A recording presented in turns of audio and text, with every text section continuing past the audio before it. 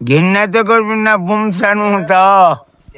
কি অসাধারণ দৃশ্য দেখুন বন্ধুরা, প্রকৃতি আর উন্নয়নের ছোঁয়া মিলেমিশে একাকার। উন্নয়নের ধারায় সংশ্লিষ্ট কর্তৃপক্ষকে স্যালুট।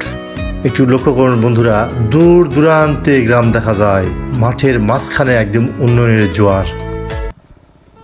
এইখানে 100 বছরের বট গাছ সাক্ষী বহন করতেছে, আর হিন্দুদের প্রার্থনা করার মন্দির। 100 বছর হবে? 100 বছর তো হওয়া লাগে হিসাবে। আপনার দাদারা দেখছে তাই বলেন? তাহলে দাদা খাওয়া দেখিনি।